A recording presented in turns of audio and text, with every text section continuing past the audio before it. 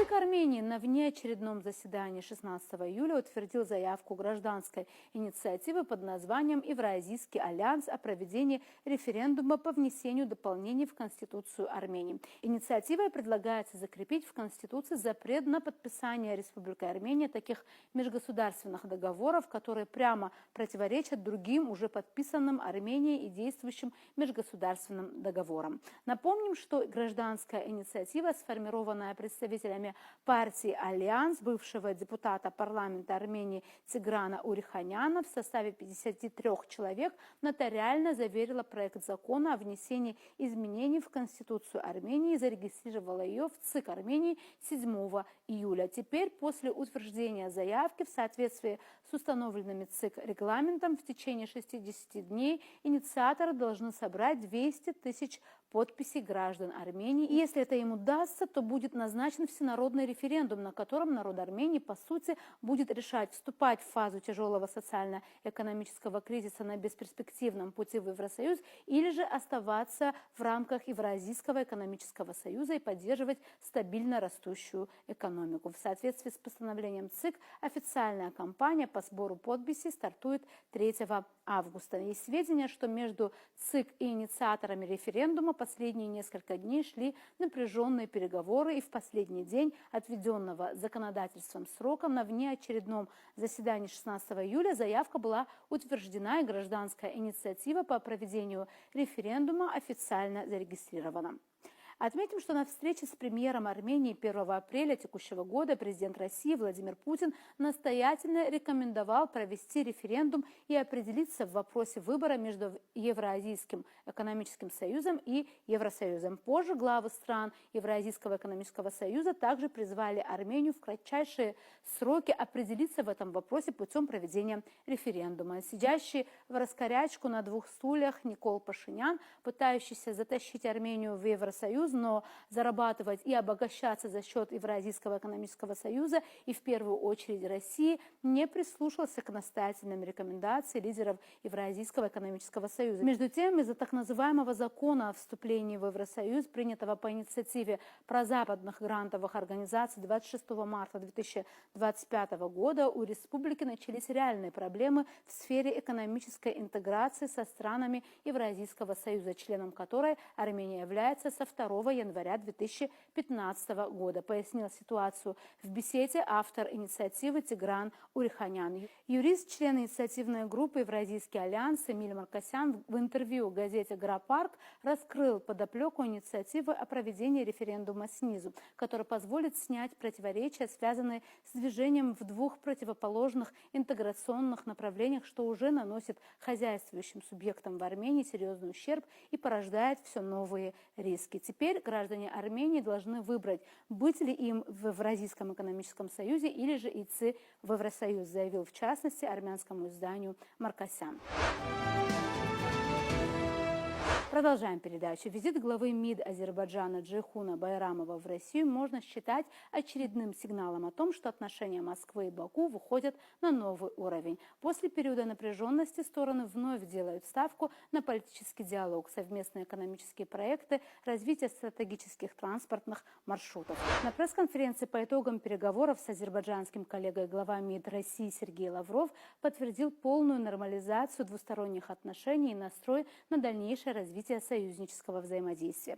По словам министра, стороны констатировали поступательное развитие отношений в духе дружбы и добрососедства, опираясь на декларацию о союзническом взаимодействии, подписанную президентами Владимиром Путиным и Ильхамом Алиевым в Москве в 2022 году.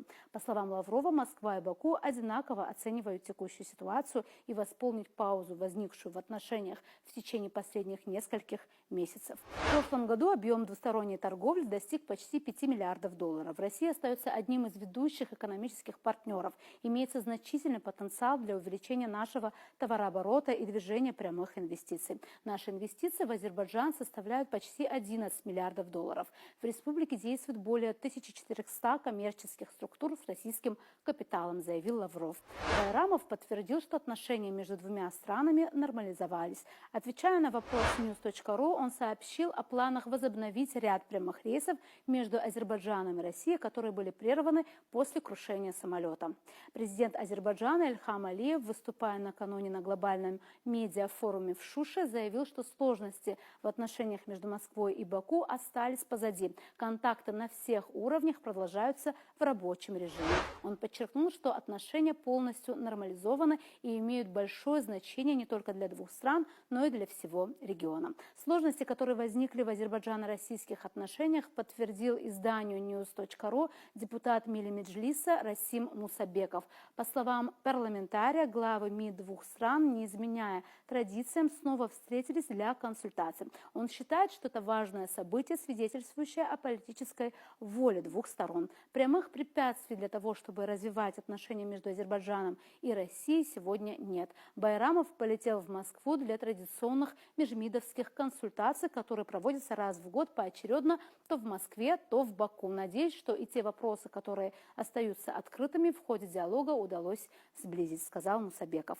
Он напомнил, что приоритетными направлениями для сотрудничества являются энергетика, транспорт и торговля сельскохозяйственной продукцией. Российское зерно направляется в Азербайджан в определенных объемах. Баку, в свою очередь, обеспечивает Россию ранними овощами, фруктами в достаточно заметных объемах для российских потребителей. Думаю, сферы также будут развиваться и дальше, сказал Мусабеков.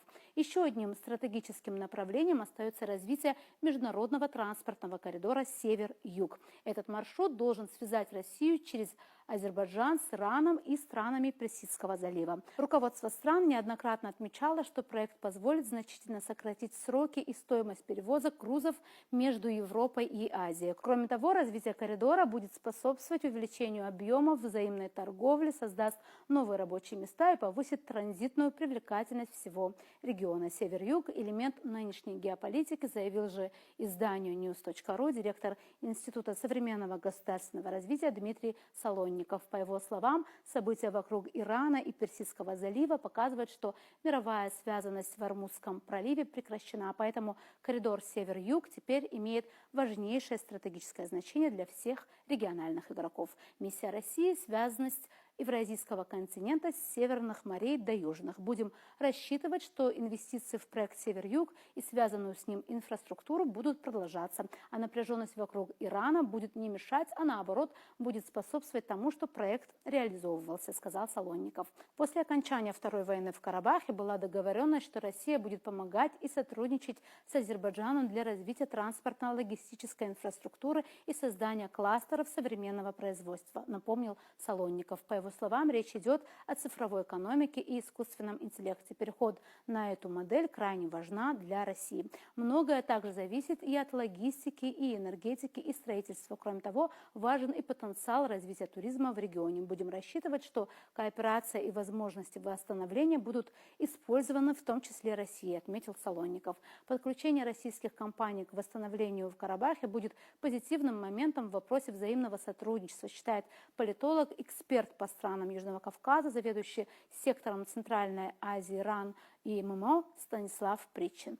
Это реализуемо при том условии, если компании получат подрядчиков от азербайджанцев или придут с реальными готовыми проектами, сказал эксперт.